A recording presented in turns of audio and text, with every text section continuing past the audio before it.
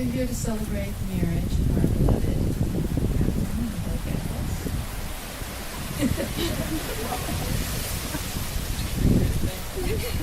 We don't have many.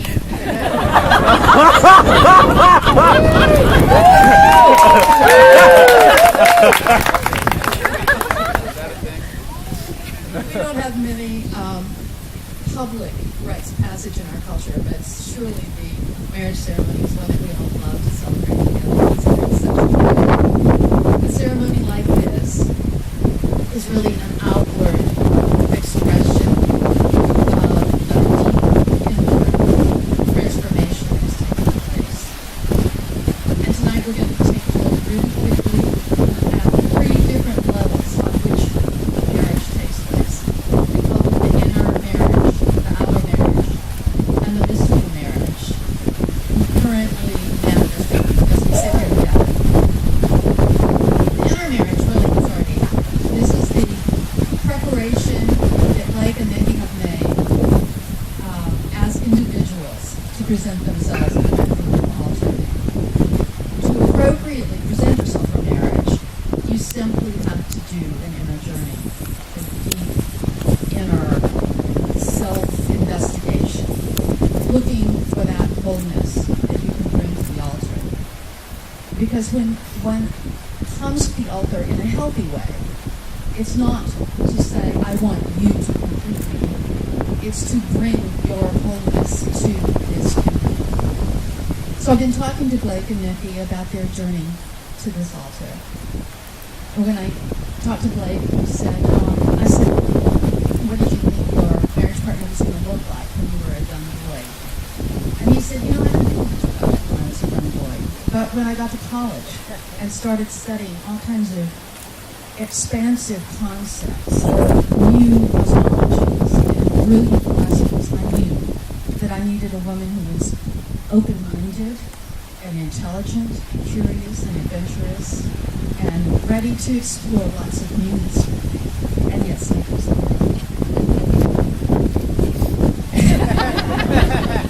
And then at one point I said, why Nikki? Why now? Why marry at all?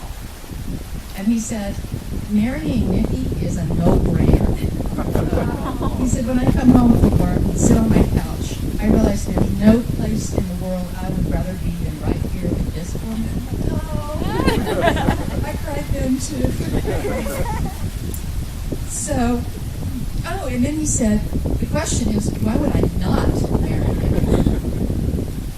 Now, I didn't have to ask Nikki much about her journey to this altar because I've known Nikki most of her life.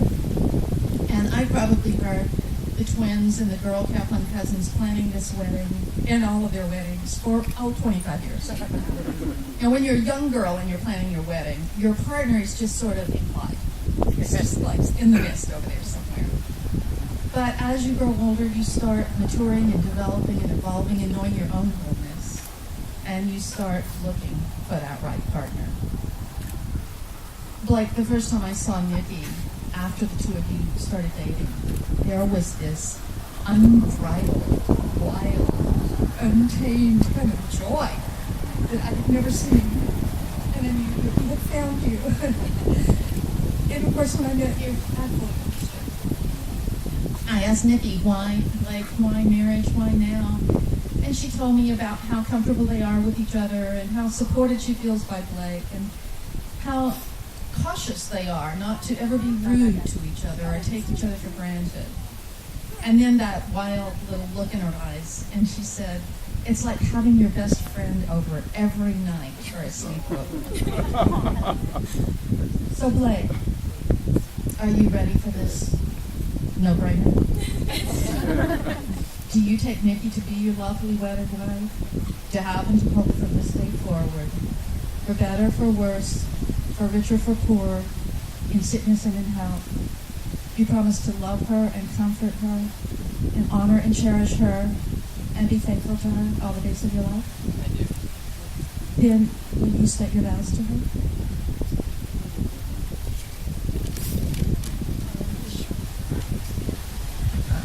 I wouldn't say that I believe in fate, but the odds were slim that we would end up in the same city, much less working at the same place. and living in the same apartment complex.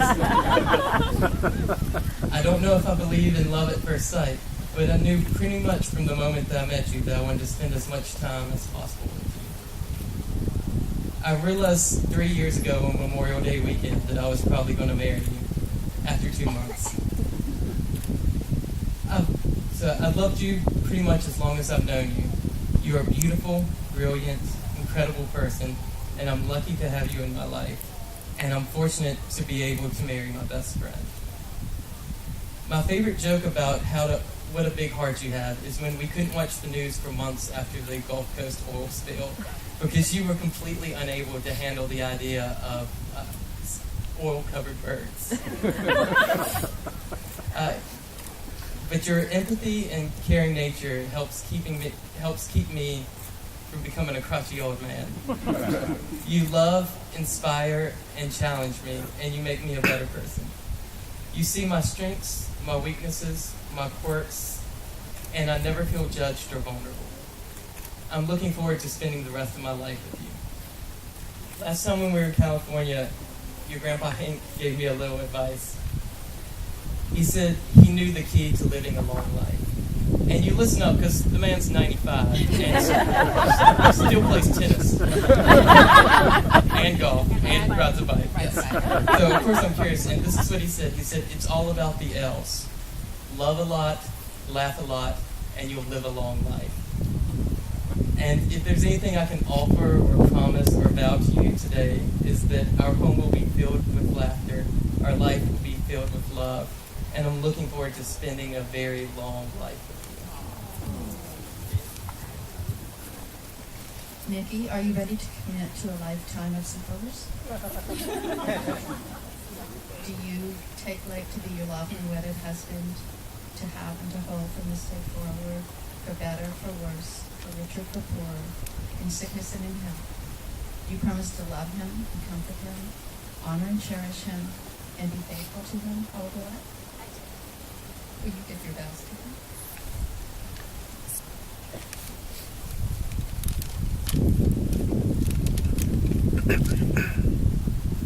My dear Blake, if planning this wedding together is any prediction of what our marriage will be like, I know we're in for years of fun, collaboration, and success. From the first weeks of planning, you and I set out on a vision, an expression of ourselves as a couple, and we did it together.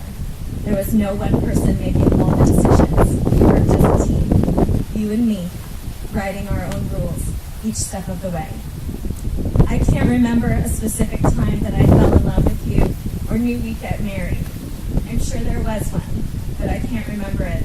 It feels now as though that has just always been the case, you and me. And today I want to tell you how much better my life is now that I share it with you. You push me to do things I might be too lazy to do on my own.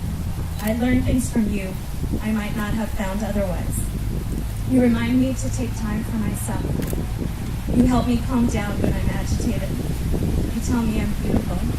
You support my work. You make me laugh. Blake, I am so excited to be married to you.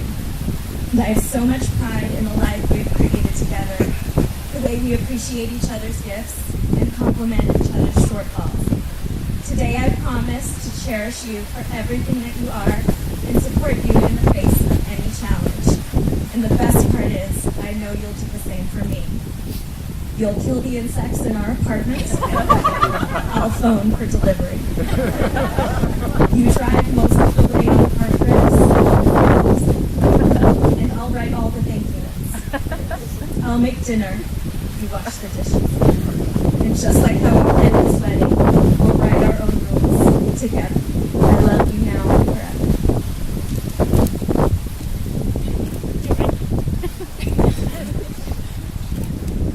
So now we come to the second level of marriage. This is commitment. We're all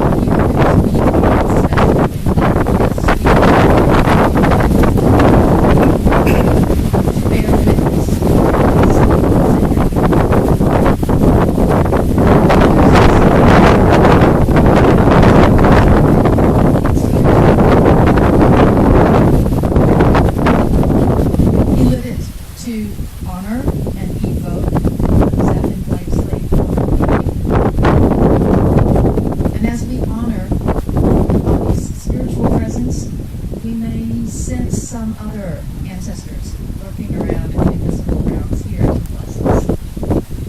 Maybe these trees. So I was just thinking of this represents Blake and Nikki's home that they're going to create together. It has no walls, just like Sarah's tent. Sarah, wife of Abraham, as according to Jewish tradition, never closed the flaps on her tent because she wanted her people to know that they were always welcome and she was always there for them. And Blake and Nikki have asked me to extend that to you too. They will always be there for us, and we are always welcome here. It's a bold statement. We are a married couple.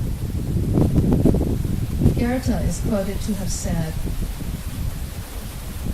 "Until one is committed, there is always hesitancy, the chance to draw back, always independence. But the moment one definitely commits oneself, then the throb is true. Boldness is genius and power and magic. So we are here to bear witness to the cultural ceremony to this bold statement."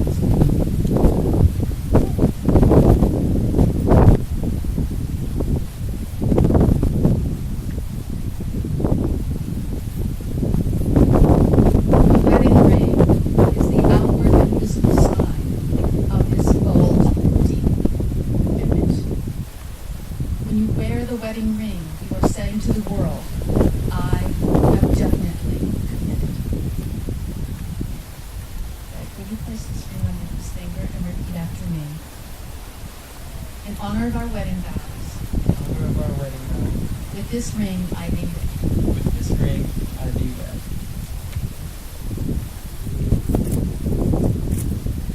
In honor of our wedding vows,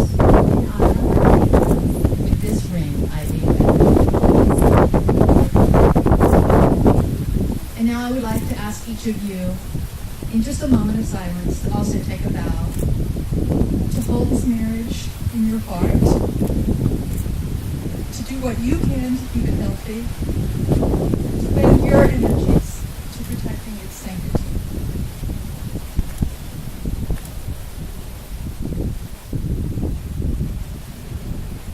And now we come to the third level of the marriage, what I call the mystical marriage. When two people marry, something magical happens, and it happens at this altar like at no other place. It's as if a spiritual or some sort of cosmic, mystical membrane surrounds the two, and a new entity emerges.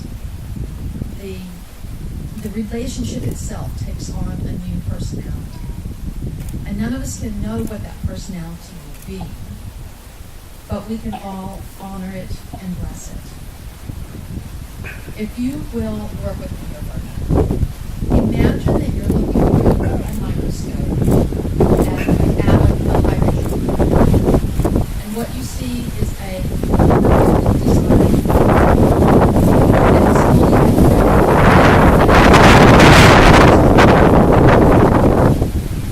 and then look over here at another microscope at an atom of oxygen. And again, you have a perfectly designed form that needs nothing from outside to complete itself.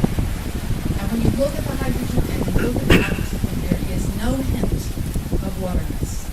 You can't imagine what's going to happen when they merge.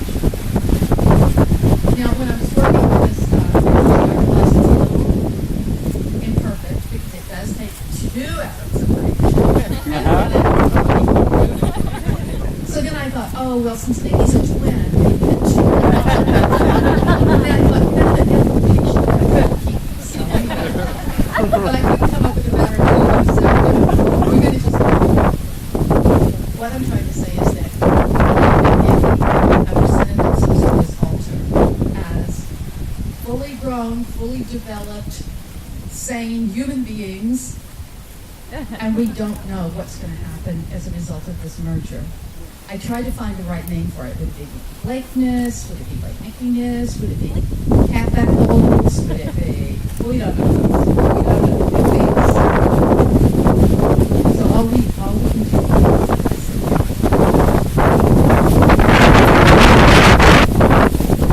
Around the world.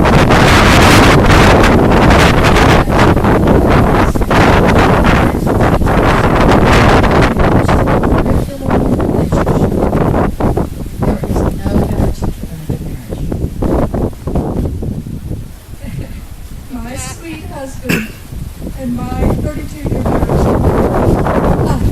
taught me more about loving kindness and friendship and psychological support and natural safety than any of the schools I ever received. That's what I wish for you, that your marriage will be your greatest teacher, that you will spend a lifetime teaching each other how powerful, how unrelenting, how intelligent, how long-lasting, how forgiving, how kind, and how joyous love can be. Now, usually a marriage ceremony ends with the officiant saying, "I pronounce you husband and wife." But we know that no pronouncement I can make will sanctify this relationship. You have to do that yourself. So we're going to end a little different.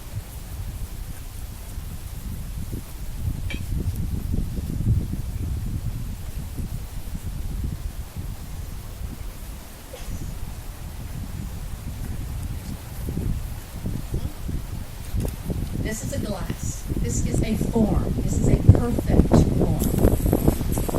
But it is an unyielding, unforgiving, unrelenting form. When you pour wine into this glass, it demands that the wine take its shape. That's not the case with marriage.